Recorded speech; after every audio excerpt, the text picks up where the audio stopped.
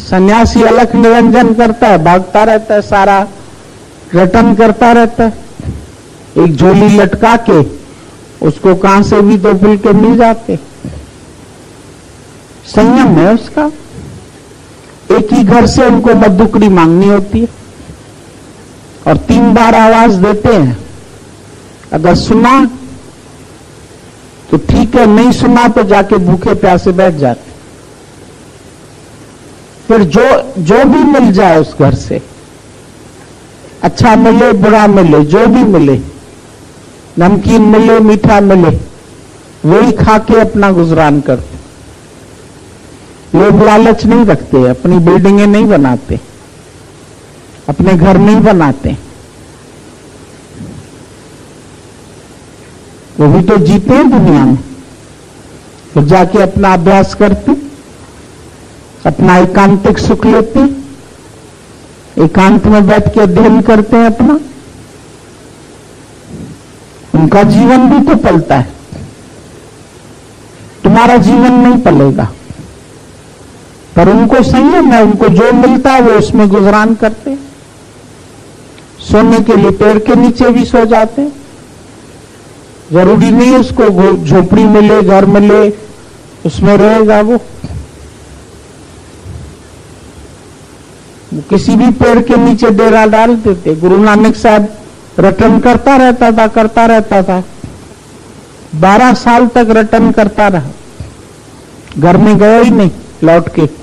शादी करके उसी दिन से ही चला गया, पत्नी के पास ही नहीं गया। वो पत्नी बोलती है तो पता नहीं कौन से फकीर से मेरी शादी करा दी। घर वालों ने सोचा इसकी शादी करा देंगे तो ये बंधन में तो आएगा, इसको डालो बंधन में। वो वहां से भाग निकला, वो बंधन में बैठा ही नहीं। तो नहीं बैठा तो किसने बांधा? वो अलख निरंजन करता रहा और खाता रहा। उसका मर्दाना था, उसको भूख लगती थी बार बार, भगवान दे देता था। रास्ते में रीठे मिले तो वो बोला यही खा लो, वही मीठे हो गए। लोग हैरान हो गए कि रीठे ऐसे होते हैं जो साबुन बनता है उससे तुम कपड़े धोते, और उसके रीठे मीठे हो गए। हम लोग गए मणिकरण गुरुद्वारे में, वहां देखा तो इतना पानी उबल रहा है ऐसे गर्म। पानी पूरा समय उबलता कैसे रहता? बोला गुरु नानक साहब को इधर मर्दाने को भूख लगी, उनके पास कच्चे चावल थे, कहां पकाए, तो ऐसे डंडा मारा, वो पानी बॉयल हो गया। आज दिन तक बॉयल पड़ा, वो गर्म चश्मा। बगल में जो नदी बह रही वो बर्फ जैसा पानी, ठंडा, उसको तुम छुएंगे तो हाथ कांप जाएगा, और इसमें डालेंगे तो जल जाएगा। लोग घर से चावल और वो ले आते, पोटली डाल देते उसमें बांध के लकड़ी से, थोड़ी देर में बॉयल हो जाते हैं चावल। तो वही चावल बॉयल होकर के पूरा लंगर खाते लोग। हम लोग भी खा के आए उधर लंगर, पूरा समय वही वहां चावल पकते, आलू उबलते रहते हैं, चावल पकते रहते। आलू की पोटली बांध के उसको डाल देते तो आलू गल जाते हैं बॉयल पानी में, और वो भी अभी तक चल रहा है। तुम लोग भी खाते रहते हैं। तो संतों की तो प्रकृति भी दासी हो जाती है, उनके अंदर की इतनी सच्चाई होती है, प्रकृति को भी झुकना पड़ता है उसके आगे, उसको भी मिटना पड़ता है, अपने स्वभाव बदल देने पड़ते। पत्थर पानी पे तैरने लगे रामचंद्र के, इतनी रामचंद्र में शक्ति थी उसके नाम में। भक्तों ने पत्थर डाले, राम ने भी नहीं डाले उसको, तो पुल बनाने के लिए बड़ी मुश्किल थी कि कैसे बनेगा पुल। वानरों ने हिम्मत करी एक एक पत्थर उठा उठा के डालते गए,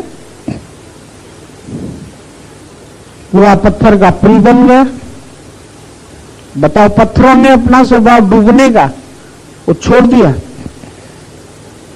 और रामचंद्र को लगा अरे पत्थर तैर रहा है तो मैं भी एक डाल के देखूं, भाई बेचारे मेरे साथी मेहनत कर रहे हैं। उन्होंने भी एक पत्थर डाला, पत्थर डाला तो डूब गया। अरे बाप रे, ये तो डूब गया। तो हनुमान जी देख रहे थे, बोला अब तो इसने देखा, अब ये सबको बताएगा कि देखो पत्थर डूब गया।